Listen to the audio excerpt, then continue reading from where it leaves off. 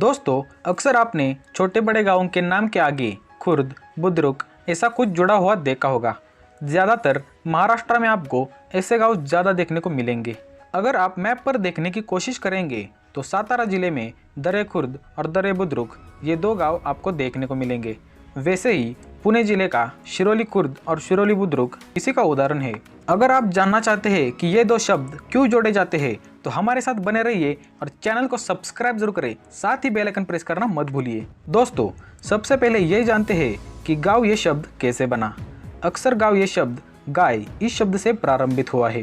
पहले के लोग अपने पशु पक्षियों को ही अपनी संपत्ति मानते थे और उस समय में सबसे ज़्यादा इस्तेमाल होने वाला पशु कौन था तो वो बैल था और गाय ही बैल को जन्म देती है और इसी वजह से गाय को सर्वश्रेष्ठ का दर्जा देने लगे, साथ ही उसको भगवान मानने लगे। जिस मोहल्ले की गाय जहाँ तक घास खाने के लिए जाती थी वहाँ तक की जमीन उस गाय की है ऐसा माना जाता था और उस मोहल्ले के लोग ये तेरी गाय की जमीन, ये मेरी गाय की जमीन ऐसे एक दूसरे को बोलते थे और वहाँ से ही गाँव की सीमाएं बनने लगी।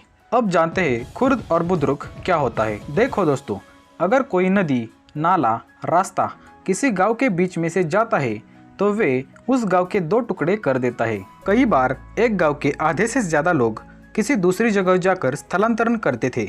इस वजह से भी एक गांव के दो अलग अलग भाग होते थे। अब एक ही नाम के दो अलग अलग भागों को पहचानने में लोगों की गफलत होने लगी।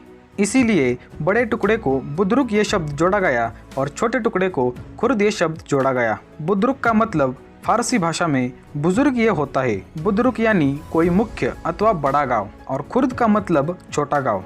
साथ ही किसी बड़े गांव के बगल में कोई छोटी बस्ती स्थापित होती है तो उसे भी हम खुर्द कह सकते हैं। दोस्तों, जाते जाते बताना चाहता हूँ कि विलेज ये शब्द विला इस शब्द से बना है।